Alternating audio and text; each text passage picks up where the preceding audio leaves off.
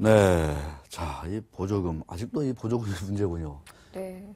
이런 거 하나 이렇게 벌써 이게 보조금 얘기 나온 게 한 10년이 넘은 것 같은데 계속 이런 것들이 주기적으로 문제가 되고 있어요. 요즘 그 어느 때보다 치열합니다. 보조금 시장. 네. 그래요? 네. 211 대란이라고 할 정도로 엄청나게 심각합니다. 대단하군요. 참. 참 돈을 벌기 위해서 또 경쟁을 하게 되는 거는 뭐 인지상정이라고 하는데, 좀 정부, 전형적인 규제 시장이잖아요, 거기가. 네, 그렇습니다. 근데 정부가 전혀 대처를 못하고 있다, 이런 생각밖에 들지 않는 것 같습니다. 자, 오늘 이지원 기자 준비한 얘기 보니까, LG, 삼성, 드디어 이제 스마트폰 신제품을 연이어 공개를 하고 있다. 과연 이게 어떤 영향을 업계에 또는 우리 소비자들한테 미칠지 한번 알아보는 시간이 될 텐데요. 24일 스페인 바르셀로나에서 세계 최대 모바일 전시회가 또 해마다 하는 거죠, 이거? 네, 그렇습니다. 네, 열릴 예정인데 이 앞서서 또 이제 또 LG, 삼성뿐만 아니라 전 세계 업체들 또 네. 이번 전시회 때 어떤 제품 모델을 내놓을지 탁탁 이제 상당히 긴장하는 시기잖아요, 지금이. 네, 그렇습니다. 네, 딱 그 적절한 시점에 우리 이지영 기자가 신제품도 알아보고 과연 이거를 토대로 스마트폰 시장에 어떤 변화가 예상되는지 한번 짚어보겠습니다. 자, 경쟁은 갈수록 치열해지고 있다. 아직 이 스마트폰 시장은 치킨 게임이 끝나지 않았다. 뭐 이런 얘기들 많이 하고 있는데 신제품들이 막 쏟아지고 있습니다. LG가 가장 먼저 신제품을 내놓았나요? 네, 그렇습니다. 올 들어 네. 가장 먼저 그 제품을 공개한 게 바로 LG전자인데요. 다음 주 삼성전자가 그 갤럭시 S5를 공개할 예정인데요. 이에 앞서서 LG전자가 지난주에 신제품을 먼저 공개를 했습니다. 5.9인치의 대화면 스마트폰 G 프로 2인데요. 먼저 출시 현장 다녀왔는데 화면으로 함께 보시겠습니다. 네. LG전자의 패블릿폰 신제품 G 프로2는 화면이 더 크고 시원해졌습니다. 전작보다 0.4인치 커진 5.9인치 화면에 두께가 1mm 이상 얇아져서 한 손에 쥐기에도 부담스럽지가 않습니다. 화면의 어느 곳이나 미리 설정한 순서대로 두드리기만 하면 화면이 켜지고 잠금이 풀립니다. 기존의 패턴이나 비밀번호로 스마트폰의 잠금 화면을 해제하는 방식보다 편리한 데다 화면에 비밀번호나 패턴이 직접 노출되지 않아서 보안성이 뛰어납니다. G 프로2의 카메라 기능은 웬만한 디지털 카메라 성능을 압도합니다. 손떨림을 방지하는 기능이 대폭 강화됐고 초점도 자유자재로 설정하고 어두운 곳에서의 촬영도 문제없습니다.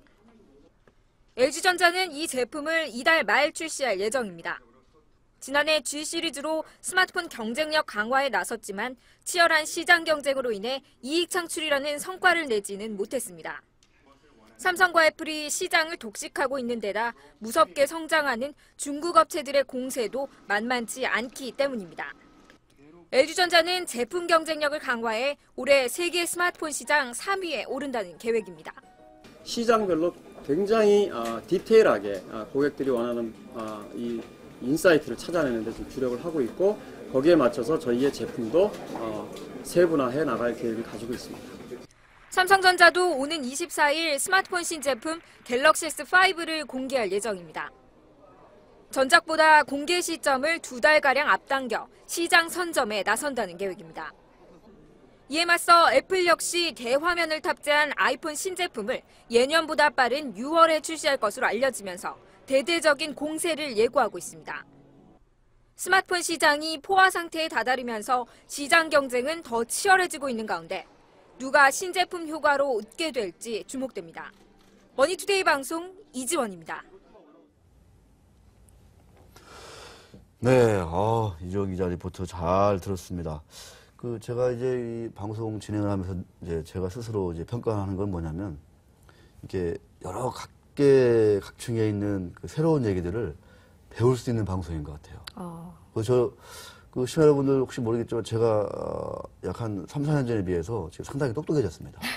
그래서 원래 이 세상에 이 IT 업계는 좀 변화가 빠르고 네, 또 엄청 좀 빠르죠. 약간 용어도 좀 어렵고 좀 생소한 것도 많고 그런데 이 방송 계속 진행하거나 이렇게 다시 보기 하거나 이렇게 하다 보니까 어느 정도 조금은 이제 따라가는 것 같아요, 제가. 그렇죠. 그래서 이 말씀을 왜 드리냐면 꼭 보셔야 된다.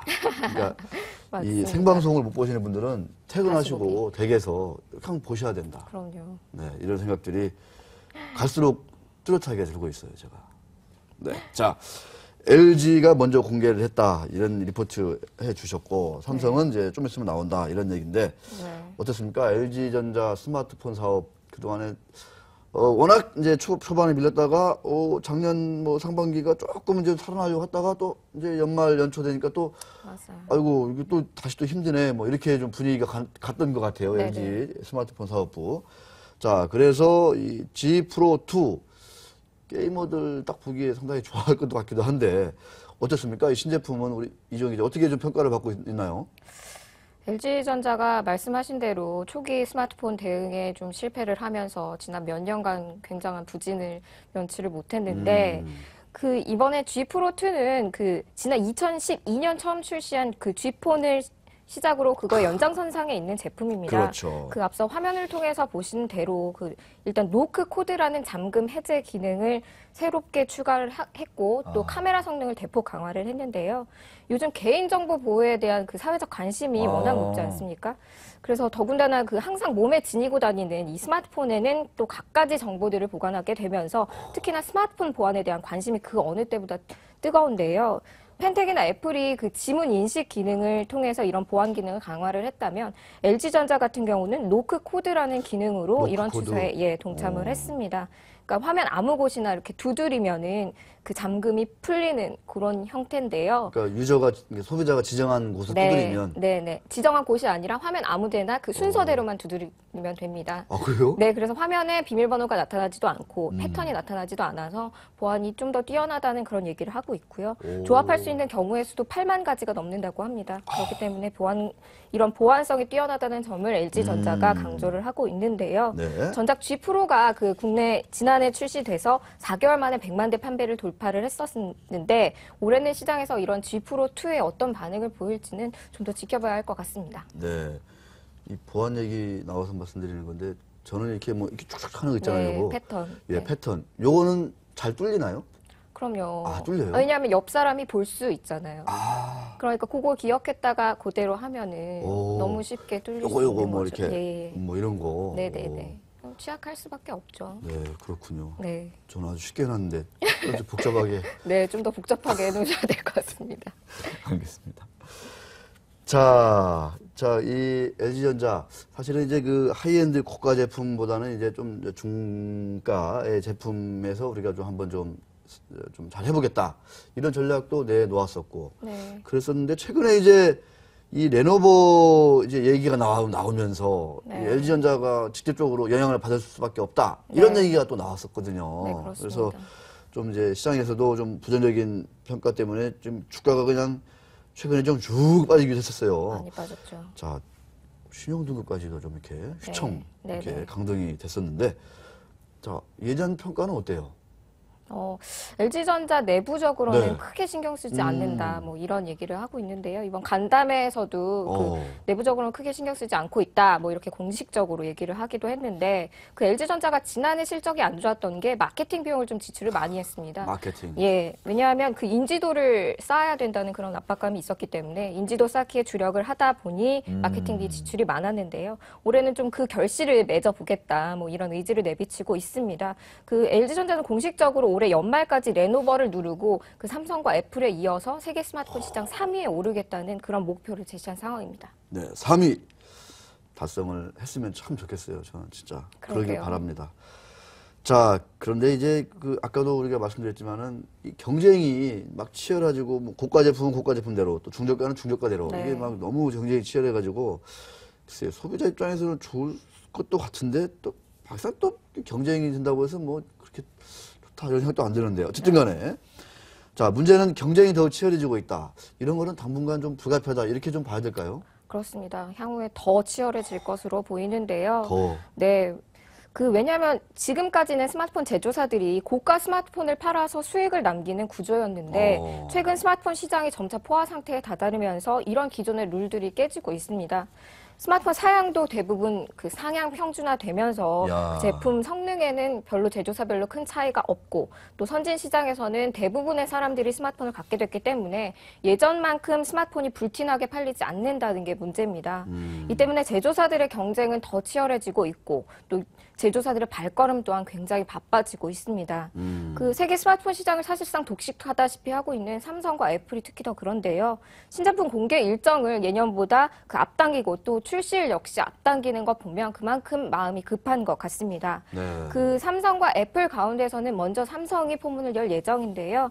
삼성전자가 다음 주 스페인 바르셀로나에서 열리는 MWC에서 갤럭시 S5를 먼저 공개를 합니다. 네. 예년에 비하면 한두 달가량 빠른 그러니까요. 일정인데요. 애플 역시도 그 공개 일정을 앞당겨서 오는 6월에 신제품을 공개할 것이라는 보도가 나오고 있습니다. 네.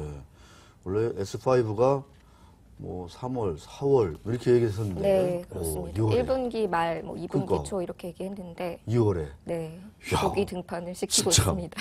빨라지고 있군요. 네. 그만큼 좀 나름대로 좀 비상 상황이다 이렇게 네. 좀 보는 것 같아요. 저는 이제 이 스마트폰에서 가장 많이 쓰는 게 이제 카톡 아니면은 이제 페이스북 정도로 네. 많이 쓰는데 이런 기능들이 저 중국 스마트폰에서도 다 이제 똑같이 된다 이렇게 그럼요. 좀 보는 그런 거죠. 기본적인 기능들은 사실 차이가 없죠. 네. 이제는 많이 그러면 차이가 없고. 진짜 말씀하신 대로 고가 제품을 왜 써 이렇게 내가 특별한 그렇죠. 무슨 아이폰 매니아다, 네, 갤럭시 매니아다 이런 거 아니면은 쓸 필요가 없다 이런 생각도 들기도 하고. 그렇죠. 자, 그런데 이런 생각을 내기 위해서는 뭔가 이 하이엔드 제품만의 정말 그 차별화된 강력한 뭔가 기능 뭐 이런 것들이 좀 있어야 될 텐데 네. 갤럭시 S5는 좀 어떨 것 같아요? 갤럭시 S5 이제 공개가 일주일 앞으로 네. 다가왔습니다. 그러면서 이제 제품 사양에 대한 온갖 루머들이 지금 루머들이 쏟아져 나오는군요. 나오고 있는데요. 구체적인 사양은 뭐 다음 주에 정확히 확인할 수 있을 것 같은데 여러 이야기들을 좀 종합을 해보면요. 일단 화면은 5.25인치로 전작 갤럭시 S4보다 조금 더 커질 것으로 보입니다. 네. 그 화면 해상도에 대해서는 추측이 좀 엇갈리고 있는데요. 그 기존 풀 HD보다 2배 선명한 QHD AM OLED가 탑재될 거라는 루머가 있었는데 아. 현재로서는 QHD 디스플레이는 탑재되지 않은 것으로 전해지고 있습니다. 오호. 여러 이유가 있겠지만 그 스마트폰과 같이 작은 화면에서는 풀 HD와 QHD 화면을 구분하기가 쉽지 않다는 점이 좀 반영이 된 것으로 그러니까요. 보이고요. 네. 네, 또 QHD를 구현하기 위해서는 배터리 성능이 좀 개선되어야 하고 또 네. 고성능의 애플리케이션 프로세서도 전제되어야 하는데 이런 여러모로 부담이 많다는 점이 좀 작용한 것으로 보입니다. 하지만 삼성전자가 QHD 디스플레이를 채택할 것이라는 업계 예상이 워낙 팽배를 해서 네. 이런 예상을 의식을 해서 막판에 디스플레이 사양을 높일 가능성도 없지는 않은데요. 좀 더 지켜봐야 할 것 같습니다. 또 앞서 말씀드린 뭐 지문인식이나 홍채인식 같은 오. 이런 생체인식 기능도 탑재될 거라는 예상이 나오고 있는데요. 네. 그 앞서도 말씀드렸지만 그 스마트폰에서 보안 기능이 점차 중요해지면서 삼성전자도 갤럭시 S5에 처음으로 이런 생체 인식 기능을 채용할 것으로 보입니다. 삼성전자가 지난 2012년에 홍채 인식 관련 특허를 취득했다는 사실이 지난해 말에 전해지면서 갤럭시 S5의 그 홍채 인식 기능을 채용할 것으로 업계는 예상을 했습니다. 하지만 갤럭시 S5에는 이 기능 또한 탑재되지 않을 것으로 보입니다. 대신에 지문인식 기능이 탑재될 것으로 보이는데요. 앞서서 펜텍과 애플이 지문인식 기능을 그렇죠. 탑재를 했었죠.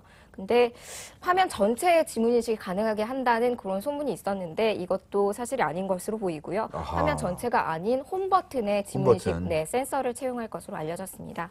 카메라 역시 강화가 될 것으로 보이는데 1600만 화소, LG전자보다 조금 더 화소수가 높죠. 1600만 화소 카메라가 탑재될 것으로 보이고 어두운 곳에서도 촬영이 가능하고 또 아웃포커스 같은 그런 기능들도 가능하게 해서 카메라 성능을 대폭 강화했다는 얘기가 나오고 있습니다. 네.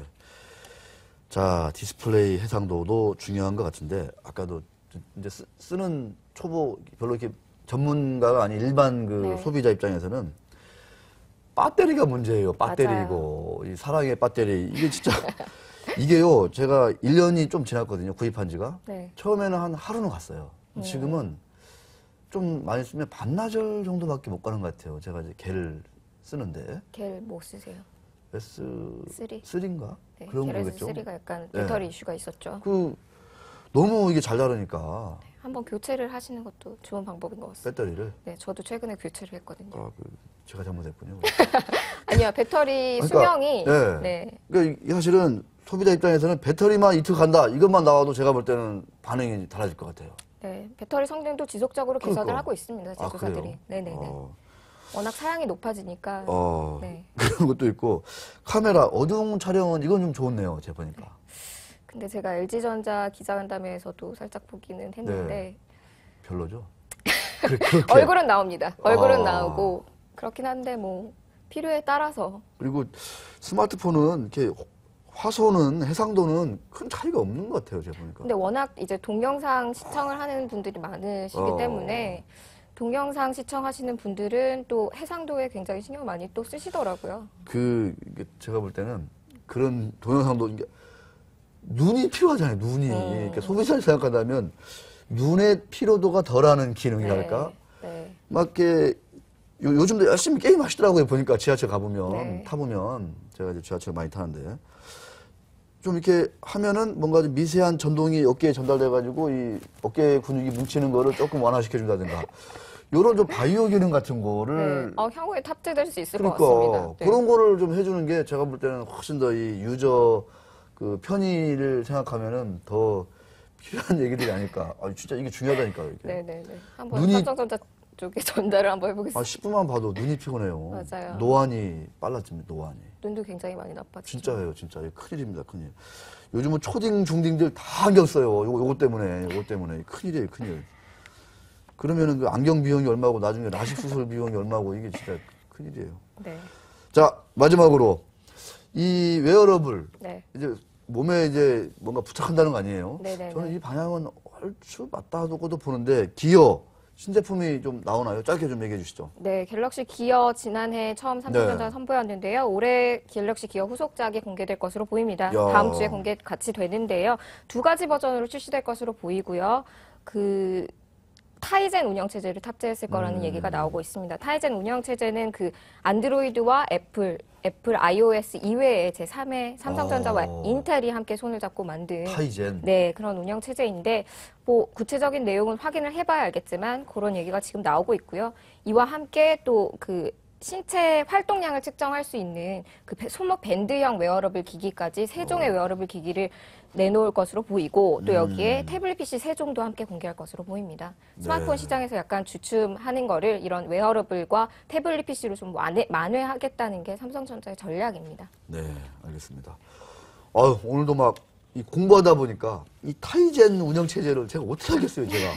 근데 이게 딱 듣다 보니까 쏙쏙 배우게 되는 것 같아요. 어느덧 시간이 다 지나서 준비한 내용 다 못했어요. 너무 아쉬워요. 괜찮습니다. 네. 다음에 또 불러주십시오. 그러니까요. 자, 우리 이지호 기자와 함께 오늘도 스마트폰 신제품 경쟁 얘기 잘 들어봤습니다. 아직은 참 그러니까 군웅할거의 시대다. 이렇게 좀 봐야 될 것 같습니다. 그렇습니다. 자, 이지호 기자 수고하셨습니다. 네. 고맙습니다.